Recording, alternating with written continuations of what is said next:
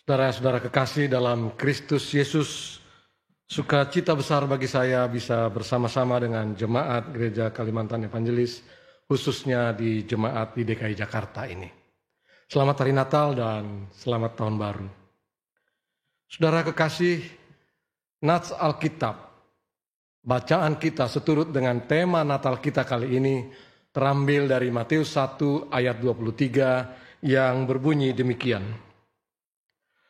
Sesungguhnya anak darah itu akan mengandung dan melahirkan seorang anak laki-laki, dan mereka akan menamakan dia Immanuel, yang berarti Allah menyertai kita. Saudara kekasih dalam Kristus, tidak seperti biasanya tahun ini kita harus menyelenggarakan perayaan Natal dalam suasana yang sangat memprihatinkan. Ya, masyarakat dan bangsa kita, bahkan masyarakat dunia saat ini dipaksa oleh keadaan untuk merayakan Natal secara virtual, termasuk perayaan Natal jemaat GKE yang ada di DKI Jakarta ini. Tetapi saya mau meyakinkan saudara-saudara sekalian, meski ibadah-ibadah kita, termasuk perayaan Natal kali ini, diselenggarakan secara virtual, dan kita tidak bersekutu secara ragawi, yakinlah pengasihan Kristus tidak berkurang kepada saudara. Allah tetap hadir dan menyertai kita dalam perayaan Natal kita ini. Saudara-saudara yang berada di rumah atau dimanapun yang sedang merayakan Natal ini, apa dan bagaimanapun bentuk perayaan kita, sepanjang kita menyediakan hati yang terbuka menyambut kelahirannya, dia hadir dalam perayaan kita. Saudara-saudara, pandemi ini memang telah membawa kita pada situasi yang maha sulit. Selain derita karena terpaan virus yang tak tertahankan ini, saya mendengar kesaksian dari banyak pasien tentang ini, luar biasa sakitnya. Tak kurang juga banyaknya di antara kita yang dilanda duka nestapa karena kehilangan sanak saudara. Bahkan beberapa di antara kita tidak bisa mengantar secara langsung mereka ke tempat peristirahatan mereka yang sementara ini. Sangat memilukan. Dan yang pasti saudara-saudara, akibat dari pandemi ini juga kita merasakan roda perekonomian yang melambat. Dan beragam persoalan yang kita hadapi dalam rangka menata kehidupan keseharian kita sekarang ini. Saudara-saudara, sekalipun banyak kesulitan, banyak kepiluan dan berbagai bentuk penderitaan yang ditimbulkan oleh pandemi ini, saya berharap itu tidak mengurangi sukacita Natal dalam kehidupan saudara dan dalam kehidupan keluarga saudara-saudara. Itulah hidup. Tetapi selain kesulitan karena pandemi ini, sesungguhnya perayaan Natal kita ini juga diwarnai oleh ragam krisis yang sedang menimpa masyarakat kita di dunia ini. Termasuk di Indonesia, termasuk di wilayah kita di DKI Jakarta ini. Dalam berbagai kesempatan saya acap sekali menggambarkan bahwa kehidupan yang kita jalani sekarang ini bagaikan 5 menit sebelum jam 12. Dan yang saya maksud dengan 5 menit sebelum jam 12 adalah jam 12 tengah malam. Jam 12 tengah malam itu melambangkan kegelapan, ketakutan, dan bahkan kematian. Bayangkan saja 20 tahun yang lalu di kampung halaman kita, jam 12 tengah malam itu gelap gulita. Dan banyak orang takut keluar rumah pada malam hari. Dan jam 12 yang saya maksudkan adalah jam 12 tengah malam. Jam 12 tengah malam itu melambangkan kegelapan, ketakutan, dan bahkan kematian. Dan kita hanya berjarak 5 menit saja dari situ. Kita ini berada di balik bayang-bayang kegelapan. Kita ini berada di balik bayang-bayang kematian. Berbagai bencana yang terjadi di dunia ini semakin meyakinkan saya betapa ringkihnya ternyata kehidupan kita di dunia ini. Ragam bencana yang kita saksikan dan bahkan mungkin kita alami seperti erupsi gunung, gempa, tsunami, likuifaksi, longsor, banjir, kekeringan yang terjadi di mana-mana. Itu semakin mendekatkan kita pada 5 menit sebelum jam 12. Eksploitasi alam yang berlebihanlah yang telah menimbulkan ragam bencana tersebut dan menempatkan kita pada suasana 5 menit sebelum jam 12 itu. Meningkatnya polusi udara, air, dan tanah, dan meningkatnya kualitas dan jumlah jenis berbagai hama, berbagai penyakit, turut mengurangi kualitas hidup kita, yang pada gilirannya lagi-lagi makin mendekatkan kita pada 5 menit sebelum jam 12. Dan yang menciptakan semua itu adalah kita. Kita semua. Kita juga yang menciptakan itu. Akibat ulah kita memperlakukan alam melebihi maksud-maksud Allah ketika menciptakan alam ini, kita harus menghadapi dampak buruk pemanasan global dan perubahan iklim. Akibat perubahan iklim, banyak petani tidak tahu lagi kapan musim tanam harus dimulai, kapan panen harus dimulai. Di samping itu di mana-mana terjadi mutasi genetika. Bermunculan ragam virus baru, termasuk COVID-19 ini yang ditengarai juga akibat dari mutasi genetika. Yang kini telah mendera sebagian besar penduduk dunia ini dan mencekam kehidupan kita. Punahnya hutan payau dan mangrove, rusaknya gambut, punahnya hutan-hutan kita adalah karena ulah kita. Tidak kepalang ulah kita dalam merusak tatanan alam semesta ini. Sebut saja contoh keseharian kita. Penggunaan plastik yang berlebihan telah mengakibatkan plastik yang tidak terurai ratusan tahun terbuang ke laut.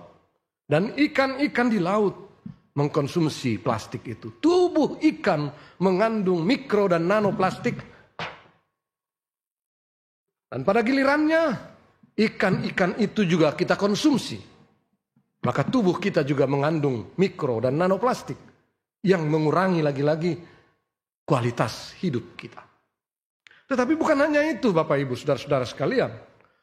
Komunikasi dan hubungan antar manusia di antara kita pun belakangan ini disadari atau tidak telah makin mendekatkan kehidupan kita kepada 5 menit sebelum jam 12 itu. Perbedaan kepentingan begitu mudah berujung pada konflik dan pertentangan yang lagi-lagi membawa kita makin dekat kepada budaya kegelapan dan kematian. Kita ini sedang hidup pada peradaban yang mengedepankan budaya kegelapan. Peradaban yang berada di balik bayang-bayang kematian. Keharmonisan masyarakat dan bangsa kita yang selama puluhan tahun diikat oleh semangat Bhinneka Tunggal Ika, toleransi, hidup bersama di tengah kemajemukan, kini terancam oleh semangat intoleran. Bahkan Pancasila yang telah begitu kuat mempersatukan bangsa kita selama ini, seolah digugat keberadaannya. Akibat yang segera nampak adalah kita seolah hidup di balik bayang-bayang kematian. Seolah-olah dunia ini sedang menuju kehancuran dan kehidupan kita makin tidak menentu. Dan seolah-olah tidak ada harapan lagi akan masa depan yang lebih baik. Lagi-lagi semua ini membawa kita pada suasana 5 menit sebelum jam 12. Saudara-saudara, menghadapi kondisi yang demikian ini, terutama menghadapi pandemi yang sangat sulit ini, bukannya tidak mungkin muncul pertanyaan di antara kita. Di manakah Allah? Mengapakah Allah membiarkan penderitaan ini berkepanjangan? Mengapakah pandemi ini sampai belasan bulan sudah mendera kita? Apakah Allah tidak lagi berdaulat dalam kehidupan kita? Maka menarik saudara-saudara merefleksikan kritik dari seorang filsuf besar, filsuf eksistensialis, Friedrich Wilhelm Nietzsche. Dia mengkritik bagaimana hidup beragama kita yang sering menjadikan agama atau bahkan Tuhan sebagai tameng dalam menutupi kelemahan, penderitaan, kemalasan, kepicikan, ketidaktoleranan, bahkan kecenderungan kita untuk lari dari tanggung jawab kita. Nietzsche mengatakan Allah telah mati. Tetapi sesungguhnya saudara-saudara, kitalah pembunuhnya. Kitalah yang mengusir Allah dari kehidupan kita. Kitalah yang mengusir Allah dari keseharian kita. Kitalah yang ribut-ribut dengan para penggali kubur, menguburkan Allah dari kehidupan kita. Maka tak heran kalau seorang filsuf lain, Jean-Paul Sartre, mengatakan Allah tidak ada. Sorga itu kosong. Nietzsche dan Sartre, mereka berdua berkata, dulu memang Allah pernah berbuat. Dulu dia pernah berfirman. Tetapi itu dulu. Sekarang dia telah berhenti berbuat, dia telah berhenti berbicara, kata mereka. Saudara-saudara, sesungguhnya bukannya Tuhan telah berhenti berbuat, bukannya Tuhan telah berhenti berbicara. Masalahnya adalah mata Nietzsche dan Sartre telah dibutakan oleh zaman ini. Telinga Nietzsche dan Sartre telah dipekakkan oleh zaman ini. Sehingga tidak mampu lagi melihat dan mendengar perbuatan dan perkataan Tuhan. Roh zaman ini memekakkan telinga mereka dan membutakan mata mereka. Tetapi juga saudara-saudara, jangan-jangan roh zaman ini juga telah memekakkan telinga kita. Sehingga kita tidak mampu lagi mendengar suara Tuhan. Telah membutakan mata kita sehingga tidak mampu lagi melihat perbuatan Tuhan dalam kehidupan kita. Salah satu contoh roh zaman yang begitu kuat membutakan mata kita dan memekakkan telinga kita adalah budaya kerakusan. Joseph Stiglitz, penerima hadiah Nobel di bidang ekonomi tahun 2011, berkata, zaman kita sekarang ini adalah dekade kerakusan. Keseharian kita, saudara-saudara, telah dijebak oleh kerakusan. Pengejaran kenikmatan-kenikmatan duniawi terjadi di semua wilayah dan di semua lapisan. Bahkan juga dalam kehidupan kita beragama. Kini hampir tidak ada hari-hari kita yang berlalu tanpa hura-hura. Semua seakan sudah menjadi tempat mengumbar nafsu dan amarah. Kita layak bertanya sekarang di tengah perayaan Natal ini. Bertanya kepada diri kita sendiri. Apakah Allah masih berdaulat dalam kehidupan kita? Apakah Allah sungguh-sungguh masih berbuat dan masih berfirman dalam kehidupan kita? Dalam kehidupan kita jangan-jangan kita sudah mempraktekkan ateisme praktis. Masih beragama, masih rajin beribadah. Tetapi dalam prakteknya kita memisahkan hidup beragama kita, hidup beribadah kita dengan kehidupan praktis kita sehari-hari. Di tengah ibadah kita begitu suci, begitu saleh dan begitu agung ibadah kita. Tapi keseharian kita lepas dari ibadah kita. Minggu kita saleh, Senin sampai Sabtu kelakuan kita salah. Rajin memberikan persembahan tapi korupsi jalan terus. Kesalehan personal sangat menonjol. Tapi minus kesalehan sosial. Ibadah mengharu-birukan, tapi di luar ibadah menjadikan diri sebagai penguasa dalam hidup ini dan tidak mengindahkan keberadaan Tuhan dalam hidup kita. Saudara-saudara, peristiwa Natal yang kita rayakan hari ini adalah hadirnya Tuhan dalam diri Yesus yang menjadi manusia. Yang membawa harapan baru akan kehidupan dunia ini. Merayakan Natal berarti juga menundukkan seluruh bangunan kehidupan ini ke dalam kesetiaan akan kuasanya.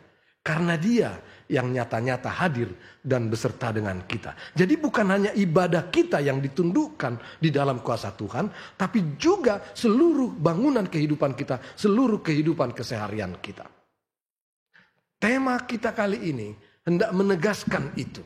Immanuel, Allah menyertai kita, menyertai keseharian kita. Dia ada untuk saudara, dia ada untuk saya, untuk kita semua. Tetapi kalau dikatakan Immanuel, Tuhan beserta kita, itu bukan berarti bahwa dengan merayakan Natal maka serta-merta akan membebaskan kita dari ragam permasalahan dan persoalan hidup. Tidak. Tema ini, Allah beserta kita, sedang berbicara tentang realisme hidup dan secerca harapan untuk mengerjakan yang baik di tengah-tengahnya. Yang jahat dan yang gelap, dia akan selalu ada dalam kehidupan kita. Kesulitan, penderitaan, dan tantangan bisa saja ada di sekitar kita. Bahkan menimpa hidup saudara, menimpa hidup saya. Tetapi itu tidak perlu membuat kita takut dan khawatir. Dan tidak usah jadi pesimis menghadapi masa depan. Walau tantangan dan pekerjaan memang berat. Yang diperlukan adalah agar dengan kerendahan hati kita menghadapinya. Peristiwa Natal menunjukkan kepada kita kehadiran Allah yang menyertai kita itu adalah dengan cara merendahkan diri. Dari singgasana maha tinggi menjadi manusia. Prakarsa Allah yang merendahkan diri itu adalah sebuah ajakan bagi kita semua untuk juga menyambutnya dengan kerendahan hati. Kerendahan hati memberi ruang dalam diri kita untuk campur tangan Tuhan. Kerendahan hati memberi ruang bagi kemungkinan terjadinya keajaiban dalam perjalanan hidup kita.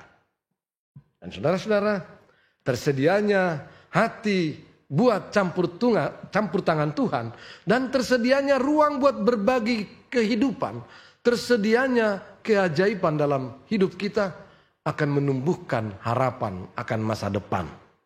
Dan harapan itu akan memberi kita inspirasi dan semangat baru dalam menghadapi realitas dan tantangan yang kita hadapi. Bagaimanapun sulitnya tantangan tersebut. Sebab sebagaimana tertulis dalam Filipi 4 ayat 13, segala sesuatu perkara dapat kutanggung di dalam Dia yang memberi kekuatan kepadaku. Tidak dikatakan segala perkara akan enyah, tidak. Tetapi dikatakan segala perkara dapat kutanggung di dalam Dia yang memberi kekuatan kepadaku. Saat ini juga di perayaan Natal ini Tuhan datang menyapa saudara dan saya, menyapa kita semua. Melalui peristiwa Natal yang kita rayakan hari ini. Di tengah beban kehidupan yang makin tidak pasti. Di tengah bayang-bayang kegelapan yang sering menyergap kita. Di tengah berbagai kekhawatiran hidup. Di tengah masa-masa sulit akibat pandemi ini. Tuhan berkata, jangan takut. Aku menyertai engkau. Immanuel. Tuhan beserta kita. Olehnya saudara-saudara, bangkitlah. Jangan takut. Bangkitlah. Jangan takut. Tetaplah semangat dalam menjalani 2021 ini dan waktu-waktu yang seterusnya. Karena Tuhan menyertai saudara. Selamat hari Natal dan selamat tahun baru. Tuhan memberkati saudara-saudara sekalian. Amin.